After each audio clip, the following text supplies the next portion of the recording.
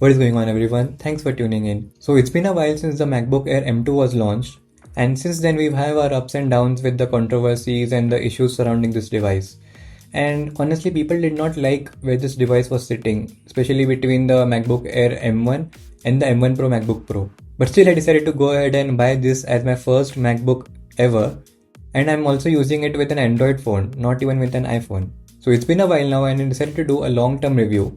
Note that I've also made the full review, and I've also touched base on the controversies and drama and whether you should actually get confused with that or not. So if you want, you can check those videos out as well. I'll link them somewhere in this video. But for now, I want to summarize how this device actually feels in day-to-day usage. And I should also mention that I did not go for the base model because not for the controversies and issues with the SSD speeds and all, but mainly because of my usage. So I went ahead and bought a custom MacBook Air M2 with 16 gigs of RAM and 512 gigs of SSD storage. But for all those of you who are looking to buy the base model, don't worry, it's not that far behind. One of my main reasons to go for the newer MacBook Air M2 rather than the older MacBook Air M1 was of course the design. The new design with the notch and the bigger display, the newer display, and also this beautiful square edge design actually feels more compelling than the older MacBook Air M1, which was actually plain and boring just like any other MacBook. For those of you who are waiting for me to talk about the midnight color, yes, I have gone with the midnight color, and till now, even though I use the USB ports a lot, but still I did not notice any major paint scuffs whatsoever. Yes, on the sides I do see some small paint chips, but not a major difference based on my usage that I do, and being totally honest with you, I do not even try to put it the right way. So in my experience, I won't really complain that this midnight color scuffs easily. I think it's pretty durable to say. So when it comes to durability, I think this device is really good when it comes to durability and toughness, because I'm using this laptop like so freely. I'm not even minding where I'm putting it or with how much pressure I'm putting it. So it's really tough and durable. Next to the USB ports is a MagSafe charger, which I'm glad it's there. Even though the way MagSafe works is that if it gets pulled upwards or downwards, then only it's beneficial. If the cable is pulled in the parallel direction, then it will still pull your laptop away. So that's just how MagSafe works as of now. But yeah, still it's a lot beneficial. And it also looks really cool. And also the fast charging that it comes with. I went ahead with the 67 watts fast charger. And I'm so glad that I spent the extra money for that, because my device actually charges so quickly in just about 20 to 30 minutes. Although it's just about 50 to 60%, but it's more than enough to get through the day.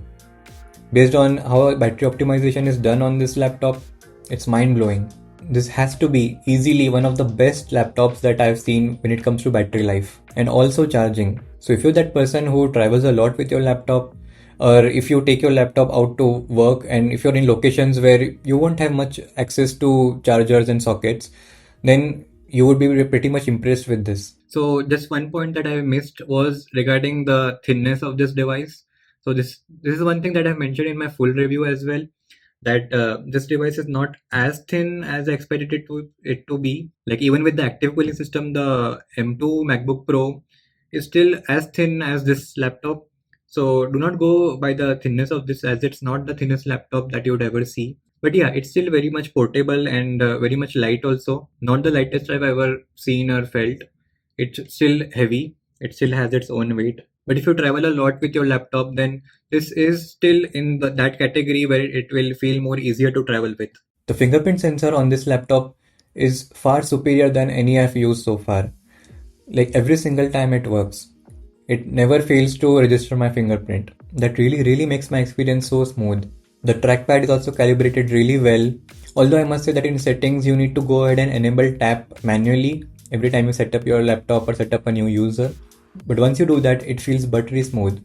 More smoother than any Windows laptop, especially those Dell laptops which even after scrolling a lot, it feels really difficult to scroll with your pointer on the trackpad. And I can't explain really well how good the display on this laptop is. The colors on the display look so good and so well represented that it makes easier to edit photos and videos on this, even though they might not be 100% accurate, but still it is far better than most laptops. Watching HDR content on this device feels as good as watching HDR content on my 4K TV. And when we're talking about multimedia consumption, The speakers on this laptop are far superior than I have seen on any other laptop. Even though they operate a bit differently, like they fire towards the display and it rebounds to you, but that actually really works if you're watching movies or YouTube videos. The voice content, the dialogues that are there, that they sound really crisp and detailed. It's not one of those multimedia systems where you have to use an equalizer to get the most out of it. You don't need to do anything actually. It sounds really good out of the box. And I know that if I compare this with the MacBook Pros, then maybe I might find a difference, but hey, not everyone compares.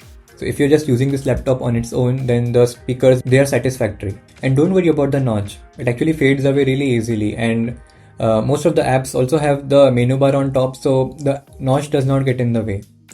If you've been waiting for me to talk about the fingerprints and smudges on the new midnight color, then let's do it now.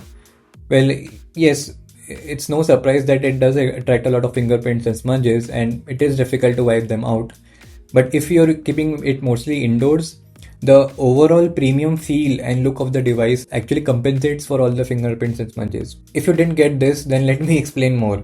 So basically you won't mind the fingerprints and smudges even though they are there. Like if you're a person whose priority is like not having fingerprints and smudges and having your device always look clean, then yes, this might not be the best fit for you. You might need to get a skin or something, or just go for the silver color. That is most safer, I would say. But hey, if you're not that obsessed with the fingerprint and smudges, and if you like this midnight color, just go for it. I'm actually one of those people who would want a cleaner device, but still I don't mind the fingerprint and smudges because it looks and feels really premium. There is just one thing I wish, that the screen tilted more out, because even though this angle is more than enough for most use cases, but if you're keeping it on a laptop stand, then still you might sometimes want, if you're doing like really professional work, then you might want it to extend more. So that is something that I just wished it had, because the other Windows laptops that I've used actually tilt to full 180 degrees. So I've gotten used to that, and this one does not do that. Although one more thing I don't like is the webcam. I'm not sure why they improved it, like bumped it up to 1080p when it actually does not make any sense. The sensor inside this is not that good, and in indoor conditions the video looks really grainy. So for doing video calls, I still find myself going back to my iPad or my phone. Now let's talk about integration, because in the start of the video I mentioned that I'm using this with an Android phone. And why did I say that? Because it actually makes a lot of difference. Because if you're using an iPhone with this MacBook, then it makes sense because you're in that ecosystem. You get to airdrop videos and photos directly to your laptop. Although notifications, calls, SMS, everything will be synced with this laptop via iCloud. So all those things, all those connectivity features that you get by staying in the same ecosystem, all those things I'm not able to take full advantage of. Like for example, I record videos from my Samsung Galaxy S22 Ultra, and I want this laptop for editing those YouTube videos. And to transfer those videos, I still did not get any like easier or smoother mechanism or any app to say. So I've been using Theme these days to just transfer those big videos, which is still not that convenient. The Android file transfer app is really buggy. So basically I'm not able to take that full advantage of that connectivity. And if you want that, then I would highly suggest that stay in the same ecosystem with an iPhone and the MacBook. The only reason I went with the MacBook is because of performance, which we'll talk about now. The performance, I would say, is as close to any MacBook Pro. If you might have seen other reviews also, there were so many instances where reviewers have tested this device with the M1 Pro MacBook Pro, and even though technically the M1 Pro should win, but sometimes it was a hit or miss, like the MacBook Air won in some of the scenarios. So it's actually a bit of a hit or miss, and it stays, even though not better than the M1 Pro, but still near that bandwidth. And this has stayed true till today, that I'm so happy with the performance of this device. I do a lot of video editing on this device, and simple video editing like 4K video editing with not a lot of effects actually does not have any lags or anything in that. I've also tried editing 8K footage because the M2 chip supports that, and that also went with a breeze. And editing 8K video was also, it was not a long 8K video, a very short one, but still it was really easy to edit that on this laptop. But yes, if you want to edit videos, 4K videos, like some 4K layers, and especially for your YouTube videos, if you're a beginner, and for your Instagram reels or YouTube shorts, then I think even the base model would be enough for you. Like, especially even though I bumped it up to 16 gigs of RAM and 512 gigs of SSD storage, long YouTube videos, I mean, rendering them is not like a breeze or something. I mean, it still takes its own time. So if you don't regularly do heavy stuff, then even the base model should do. But if you plan on using a laptop for a long period of time, like me, then it would be safer to go with a higher configuration. Now let's talk about thermal throttling, because that is one of the issues that has been repeatedly reported by many users out there. And I would say in my use case, there have been rarely some instances where I felt this device heating up. So in video editing, it never heats up, like never ever. But some instances like where it's doing an antivirus scan, scanning through the entire system or searching through the entire system, then sometimes it gets heated up or warmed up a bit, but not to an alarming extent. Only one place where I found it overheating is while playing games, heavy games especially. Not your daily Asphalt or Call of Duty or any such games that are actually optimized for macOS. But I was playing Arkham City, which is not fully optimized for Apple Silicon. So even though the game plays really well, but after playing it for 20 to 30 minutes, the laptop gets really heated up. And you can actually notice serious frame drops and lags. So I won't recommend using apps or games which are not optimized for Apple Silicon, because in that instance I also noticed that it was not thermal throttling. Basically, it was not bringing down the performance that much that it should do to manage that heat. And my laptop was still heating up more and more. So I had to stop the game, because overheating is not good for your internal components. But that is just one instance. Like in everyday usage, everything from small to big tasks, whatever you do, it never really actually heats up, does not even get warm.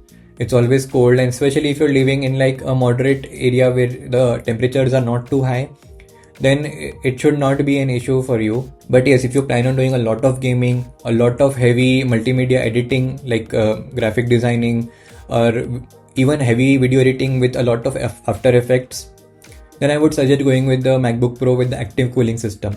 And that too if you're doing those tasks repetitively. But honestly, I don't think it would make that much of a difference if you're a moderate user, just like I am. So in all, this has been a really good experience for me, having this MacBook Air M2 as my first MacBook. And I know that later on, if I switch to iOS, then this experience would get more smoother. So that was it, guys. If you like this video, do subscribe to my channel and also hit the like button. And also let me know if you have any questions with this device. I'll be sure to answer those in the comment section below. I'll catch you in the next one. Peace.